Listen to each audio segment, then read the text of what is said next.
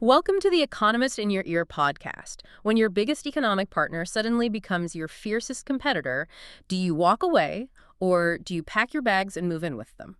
Wow. That really is the defining question right now, isn't it? It really is. Today we are unpacking a profound and frankly urgent shift in global economics. We're looking at an analysis from The Economist titled, How Germany Fell Out of Love with China. Right, because for decades, the relationship between these two manufacturing powerhouses, it was the engine of global growth. Exactly. But the fundamental mechanics of that relationship are fracturing. So what we want to do today isn't just summarize a diplomatic spat for you. We really want to challenge the prevailing narrative here. Like, is Germany simply a victim of unfair global trade practices? Or, and I think this is the much more complicated reality, is this a story about, well, corporate complacency, internal government contradictions, and this really deep conflict between national security and corporate profits? Yeah, that's the real tension. And to understand the sheer scale of this pivot, we have to look at the stark diplomatic shift that sets the stage for all of this. For years, the template for German diplomacy was, remarkably consistent. Oh, absolutely. Yeah. Think about former chancellors like Angela Merkel or Olaf Scholz. They treated trips to Beijing as these massive corporate roadshows. Right. They would literally load up their government planes with veritable armadas of business executives, CEOs from the biggest automakers, chemical giants, engineering firms. Yeah, the government basically acted as the ultimate facilitator. They treated China primarily as this vast, untapped market for German goods. It was total business-first diplomacy. Exactly. The underlying assumption was always that political differences could just be papered over by mutual economic benefit.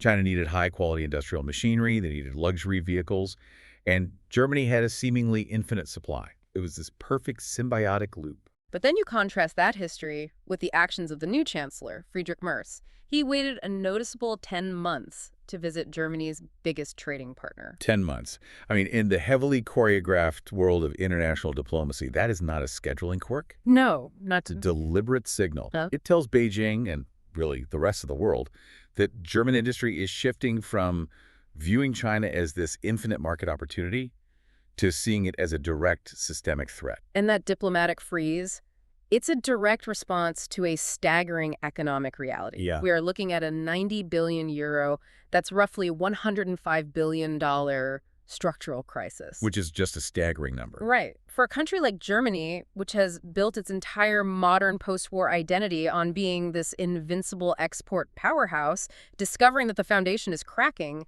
creates immediate political panic. Oh yeah, the panic is palpable. Yeah. Because when you look at the numbers, it clarifies exactly why everyone is freaking out. German exports to China have basically plummeted. Fallen right off a cliff. Yeah. And concurrently, cheap Chinese imports have surged into Germany at unprecedented volumes. So the resulting trade deficit equals a massive 2% of Germany's entire GDP. 2%. I know, it's huge. But the real mechanism of this crisis isn't just about what's happening inside Germany's borders.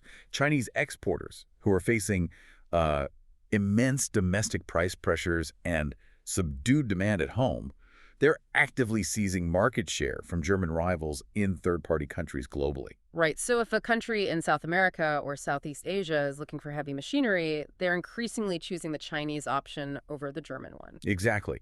And this dynamic, it breeds this really powerful narrative of victimhood within Germany's industrial sector. You hear this panic directly from the people building Germany's industrial backbone. Yeah, like Oliver Richtberg. He speaks for the VDMA, that's the association representing the nation's machinery firms, and he claims that German companies are competing not only with Chinese rivals, but with the Chinese state budget. Right, he's pointing to the structural advantages of the Chinese economic model there. Because it's not just a government writing a symbol subsidy check to a company, right? The mechanism is much deeper.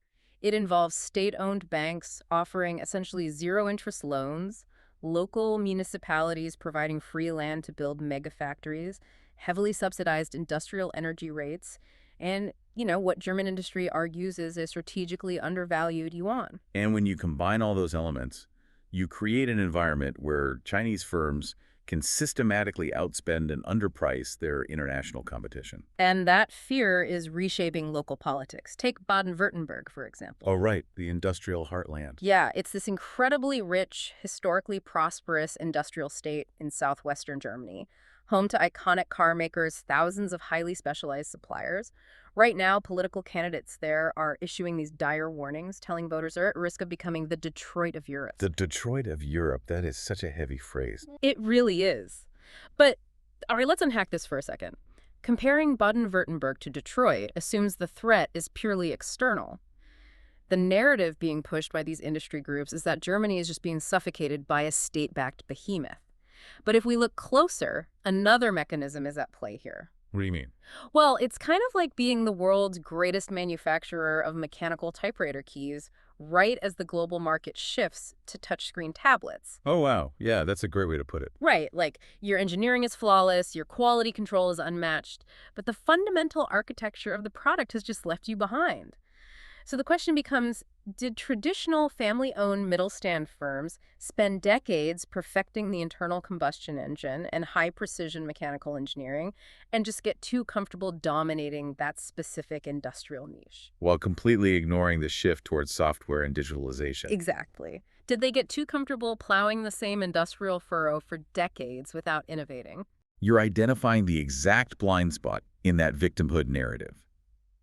The Chinese state subsidies are undeniably real, obviously, and state-backed capital provides a massive market advantage. But treating China solely as a state-funded cheat code, it ignores Germany's own strategic stagnation. Right. The middle stand built their success on hyper-specialized incremental improvements. But the global technological landscape shifted toward rapid iteration, battery chemistry, and software-defined vehicles. So while German firms were spending 5 years refining a fuel injection system, Chinese firms were scaling up dominance in battery supply chains and electric vehicle software. Exactly. And blaming subsidies becomes a very convenient way for corporate boards to externalize the pain of their own failure to innovate. Yeah, it really does. And this economic anxiety over lost market share and technological lag, it doesn't stay confined to the factory floors. It bleeds directly into national security policy. Oh, absolutely, because losing your competitive edge in automotive manufacturing is painful. But realizing that your fiercest competitor also controls the raw materials required to keep your remaining factories open, that is an existential crisis. Which perfectly explains the radically changing tone in Berlin right now. The conversation about China has moved out of the trade ministries and directly into the intelligence agencies. Right. You've got securocrats within the government raising alarms about an increase in cyber attacks and espionage targeting German intellectual property. And there's also a hardened consensus among intelligence officials that Vladimir Putin's war machine in Ukraine would stall without crucial logistical and economic backing from China. So the entire geopolitical calculus has fundamentally changed. Trade is no longer viewed as this politically neutral exchange of goods. It is recognized as leverage.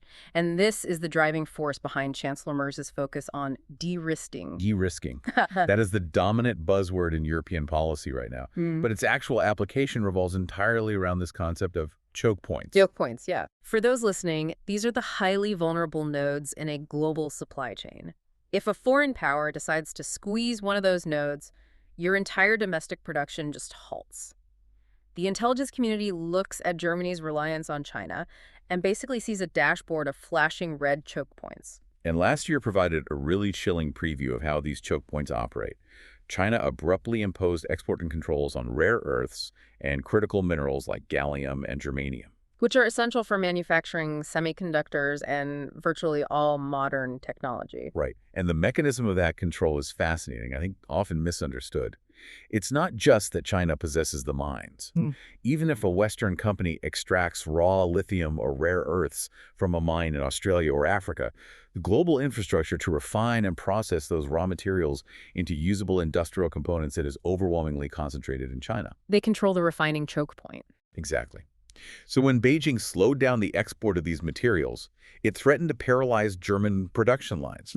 The source analysis actually notes that the subsequent drip feed of these supplies turned German importers into nervous wrecks. Nervous wrecks. Yeah, it shattered the illusion of free-flowing global commerce. German manufacturers realized their assembly lines were only running because a foreign government permitted them to run. All right. In response, Germany is attempting to systematically sever some of these vulnerabilities. They've vowed to bar Chinese technology firms from Germany's 6G mobile network infrastructure. We also saw a major incident recently where a German offshore wind project dropped a Chinese turbine maker, Bingyang, and awarded the contract to Siemens Gamesa. And the project developers claim the switch was purely for commercial reasons, but the timing was, well, it was impossible to ignore. Oh, totally. It happened immediately after the German Defense Ministry publicly raised severe security concerns about utilizing Chinese infrastructure in critical energy grids. But here's where it gets really interesting for you listening. Politicians are talking a big game about de-risking and drawing a hard line. But there is a massive, glaring paradox in Berlin's policy right now. The green transition. Yes. The nation's ambitious climate goals are utterly dependent on the exact country they are trying to de-risk from. You cannot rapidly transition to a green economy without cheap, highly advanced solar panels, wind turbines, and battery cells. And right now, China manufactures those components faster, cheaper, and often better than anyone else. It creates a structural civil war within the government ministries. You've got the climate and energy officials looking at their decarbonization deadlines, demanding that Chinese green tech be imported as quickly as possible. Yeah. Simultaneously, the defense and security officials are demanding that the exact same technology be banned because it deepens reliance on a systemic rival. And because of these deeply entrenched competing interests, you get the conclusion drawn by Sander Tordor of the Center for European Reform. He notes that Germany's China policy is neither here nor there. It's institutional paralysis.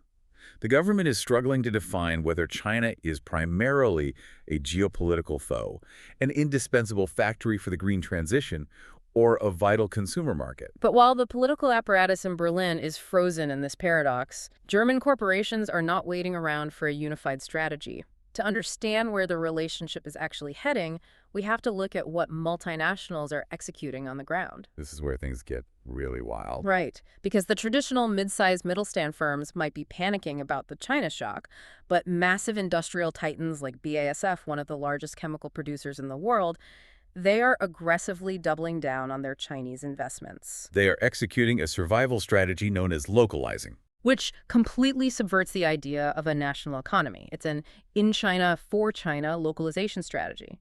German multinationals are decoupling their Chinese operations from their European headquarters. They're utilizing purely Chinese supply chains, hiring local Chinese engineering talent to develop products tailored specifically to the local market, and taking the profits generated there to reinvest directly back into their Chinese facilities. They're building entirely parallel, self-sufficient ecosystems. Exactly. And the corporate logic is brutal, but it's sound.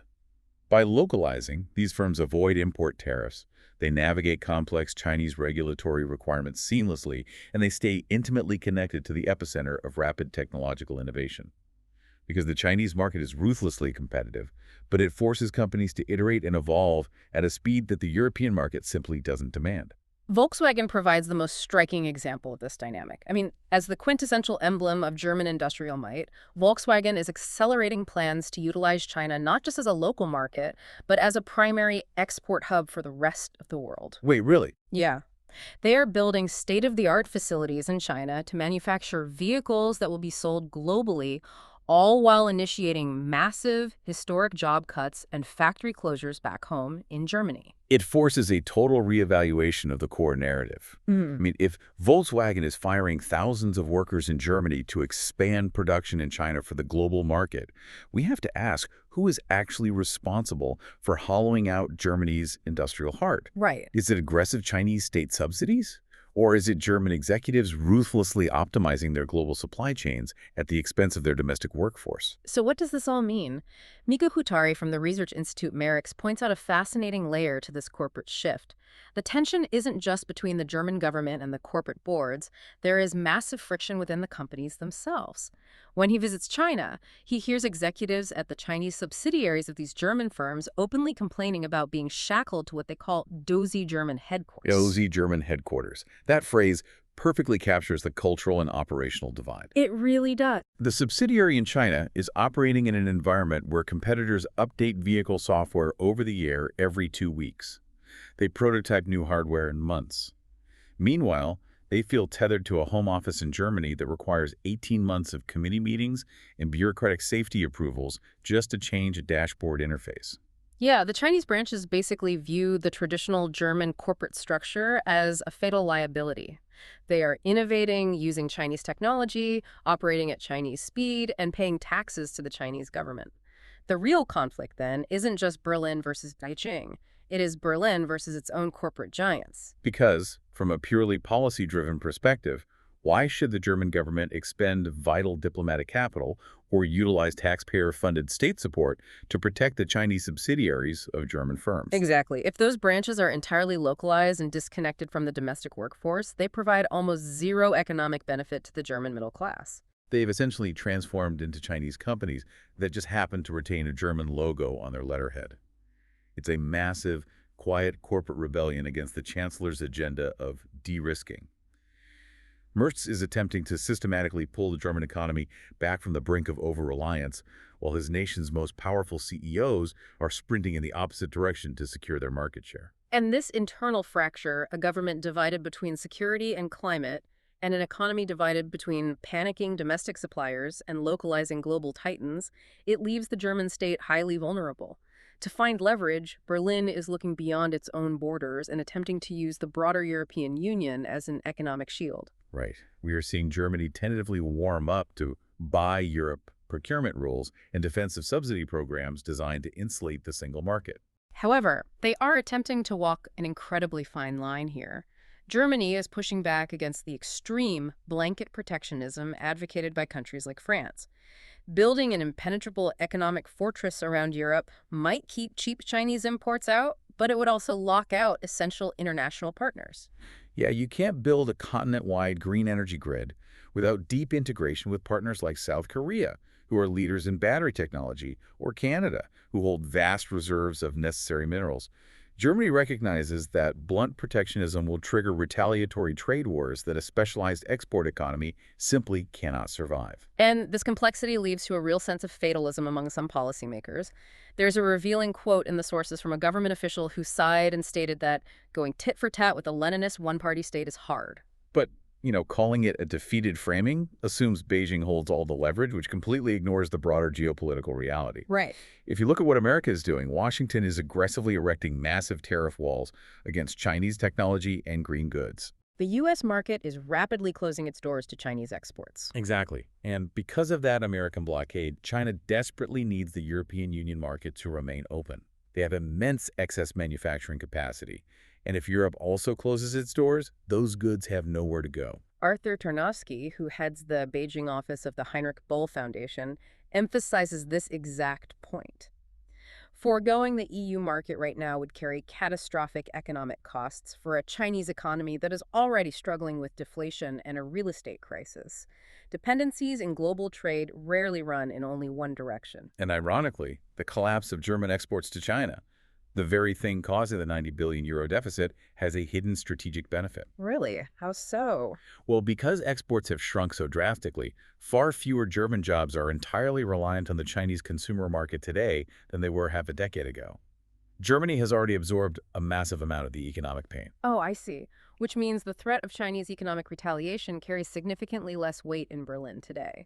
Exactly. If China threatens to stop buying German machinery in response to European tariffs, the impact is muted because they have already stopped buying it. This dynamic provides Europe, and Germany specifically, with substantial counter-leverage. It fundamentally changes the dynamic at the negotiating table. The vulnerability is entirely mutual. Beijing actively needs the EU to lift tariffs on its electric cars just to keep its domestic factories running. This is why voices like Ferdinand Schaaf from the Federation of German Industries are openly stating that German industry would welcome Mr. Merz showing some spine in Beijing.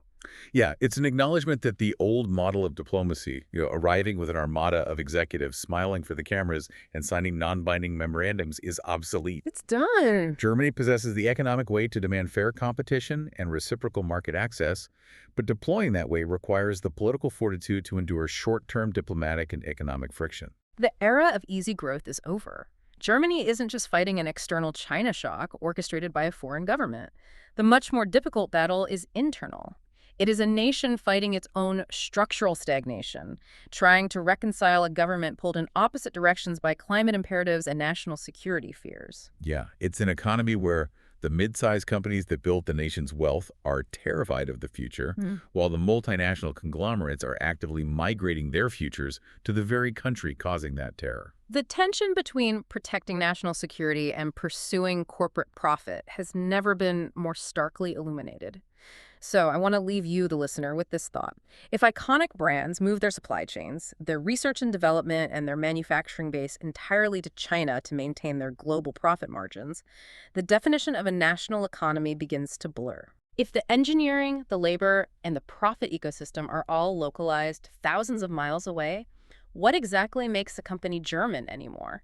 And in the future, when a chancellor flies across the globe to fiercely protect German interests, whose interests are they actually protecting? It's a question they're going to have to answer very soon. Thanks for listening. Follow us for daily insights into world affairs, and don't forget to like, comment, and share.